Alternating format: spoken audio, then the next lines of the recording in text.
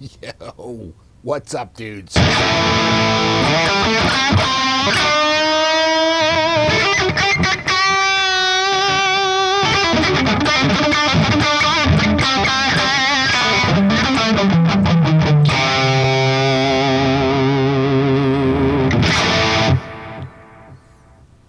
had better openings.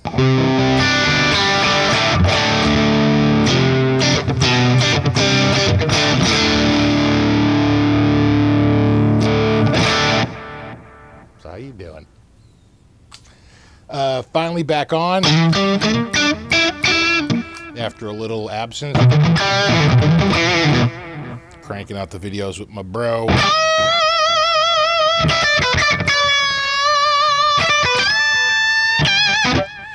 So what I'm running right now is something new. I have the Amplitube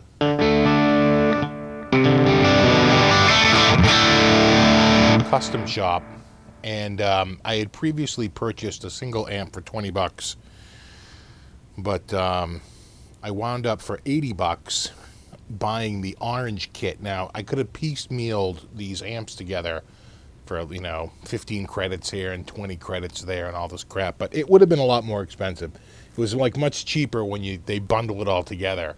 My Jam Up is the same way. You can get those bundles, pretty cheap. So I'm running Amplitube 3 something. I don't even know what version this is. It just says Amplitube 3. And I'm running, this is the first patch. I'm using all sort of stock. Other than maybe adding a noise gate. You really have to. There's no noise gate.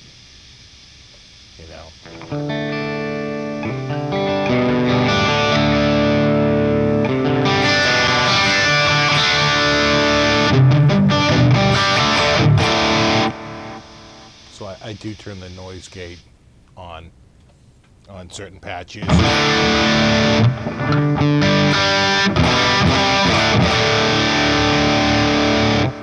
This is the AD30, and it's orange branded.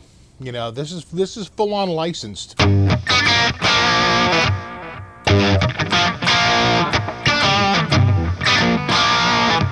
I will say Amplitube does have nice graphics,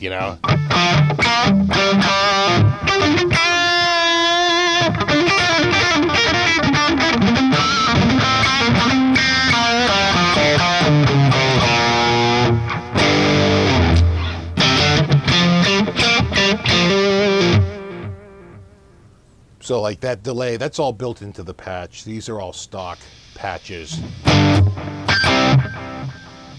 There's another one of their... All right, there's something new.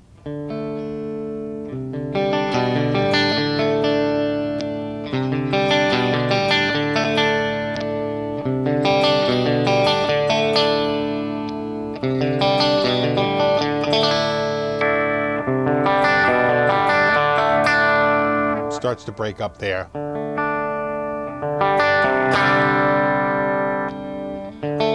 Of course, that's really clean.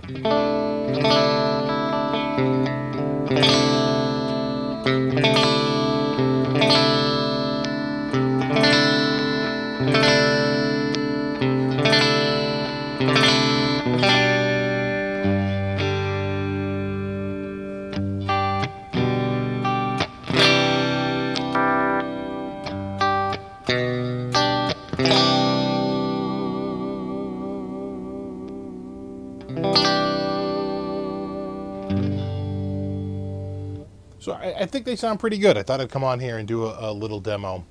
I know a few people were disappointed when I didn't have an orange amp back there. I don't really have a cab. I mean, I do. I have that Fender Wedge 410, which is a great cab. It has eminent speakers in it. I've had that thing about 25 years. Maybe 23 years, something like that. About 25 years, actually. I think I got it in '89. And So I had the Fender 410 wedge cab. They were blowing those out towards the end, and the Fender Super 60 amps, and they were blowing those out towards the end. I think I was, for the Super 60s, I want to say I was paying like $100 a head. They were cheap.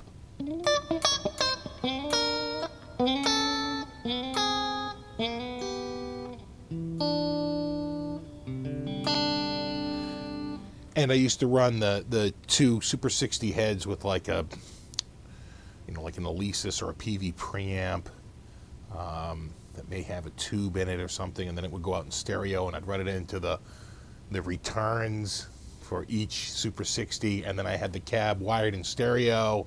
It was the hippest rig in 1990.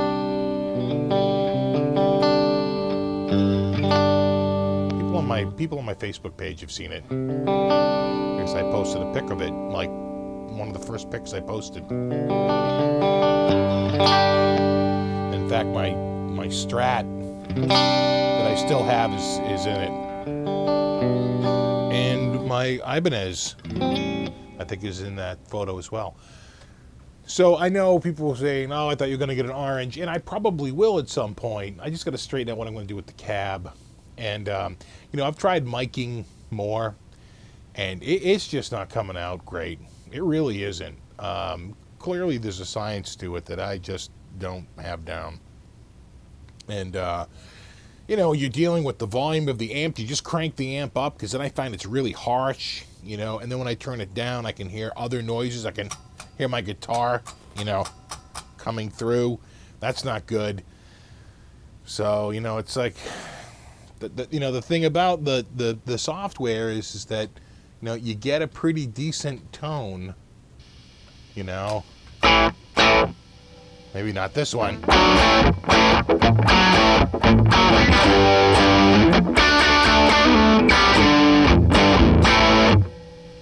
Yeah, see, that's muddy to me.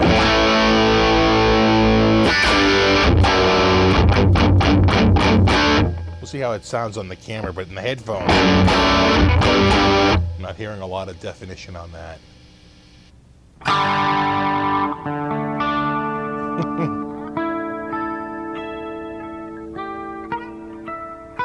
What was it?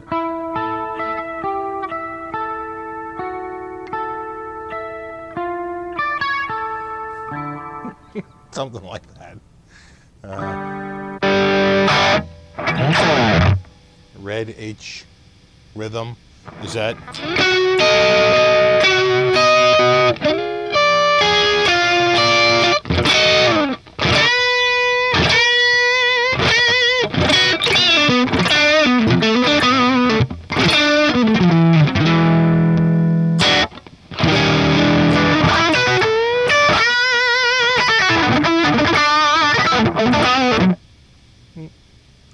Again, I can hear the hiss. Although I don't really see it on the camera. So maybe you're not really picking that up. That might be enough signal to noise ratio where you're not really hearing the hiss. We'll see when I check the footage. Let's try another head. These are still the 8030. Well, that sounds like some sort of a...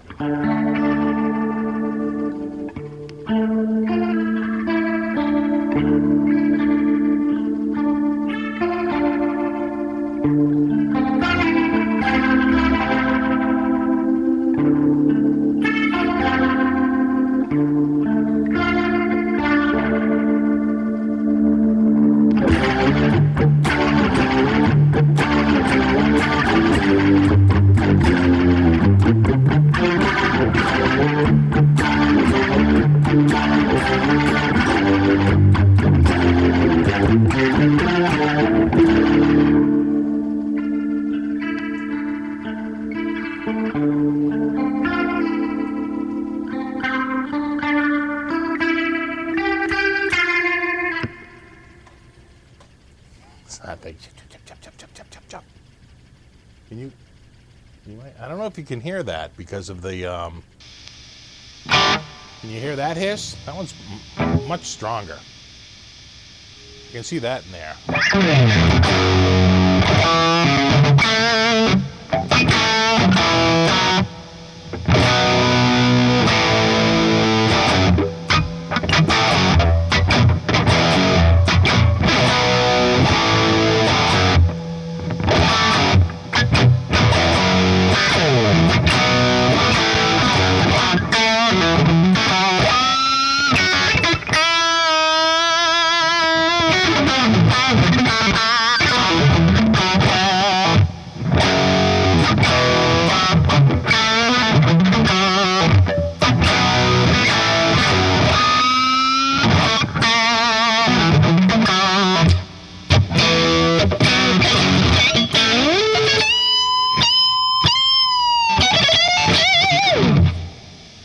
Again, not bad. A little noisy, but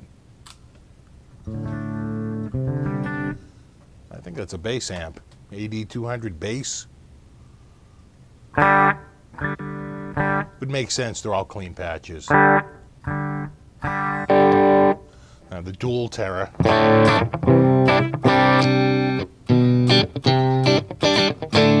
Now there's a sound that crunchy and then cleans right up.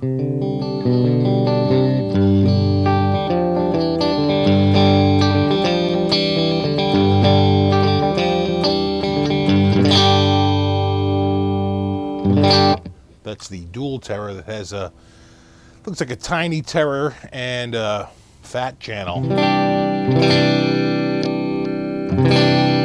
Not that the tiny Terra really needed fattening up.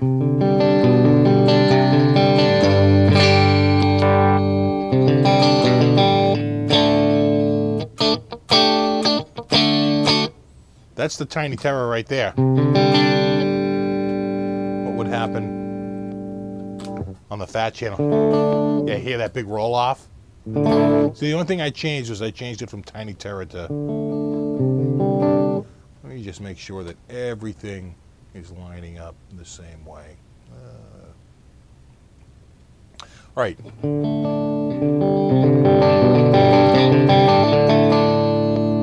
That's the fat channel.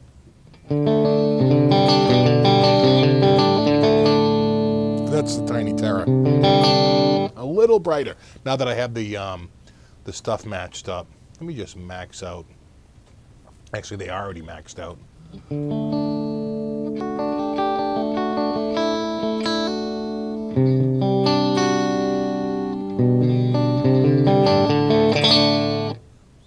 Yeah, I like that. Again, I'm kind of digging these amps. You know, they're a little... This is the same amp, but the...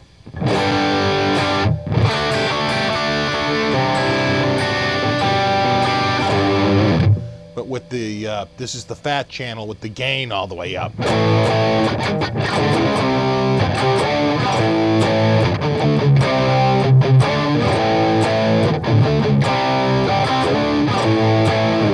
You know, again, just kind of a straight up rock tone. Hear that? That's the springs. Now you probably wouldn't hear that in one of my other rigs because I'd have the gate up, like right now. I just turn the gate up. Here, go away. Hear that?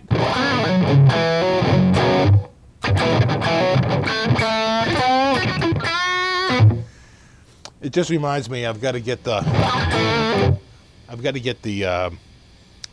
tubing for the springs. I already brought some springs up to Home Depot, and all of their tubing was just a little too big to fit inside the, you know, the spring. So I probably have to go to like Petco.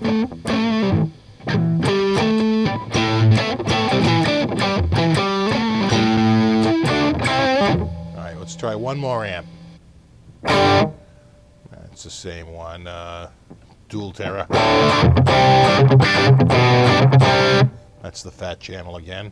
I like this one. This is the tiny Terra.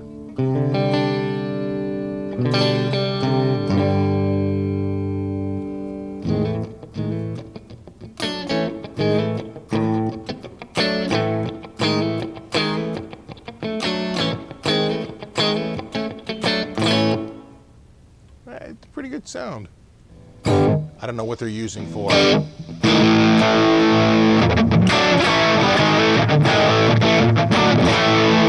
That's the OR50.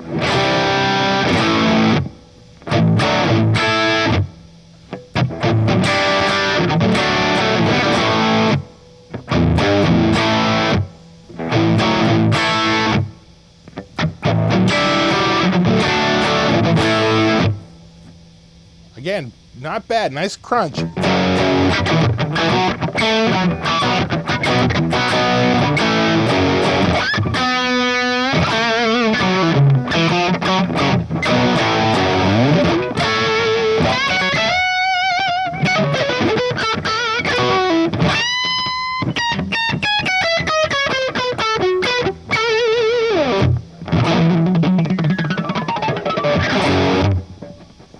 So a little different than what I've got in other.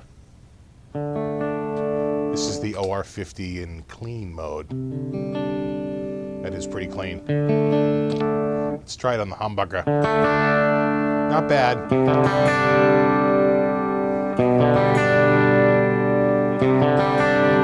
It wants to crunch so bad.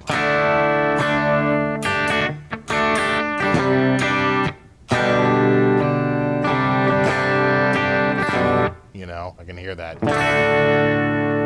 As soon as we go to this, perfectly clean.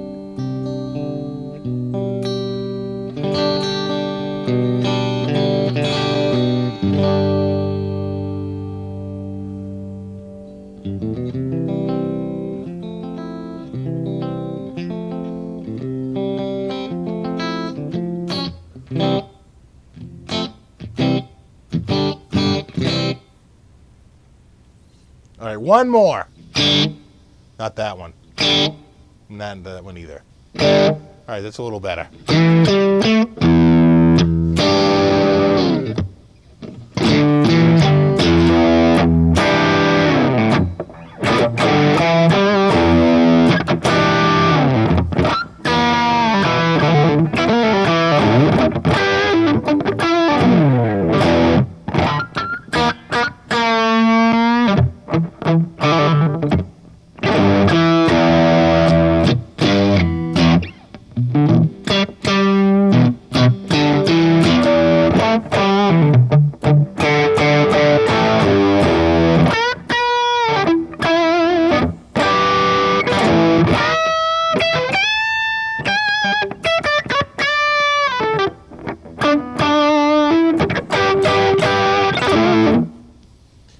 All right, well, that's probably a good little sampling.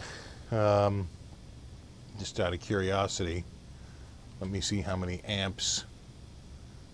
So we've checked out 4 amps, the AD30, not really the AD200, I think that was a bass amp, the Dual Terror, and the OR50, and then I have left the OR120, the Rocker Verb 50, the Thunder Verb 200, and the Tiny Terror. So we have a few to check out at another date. All right, guys, as always, rock on.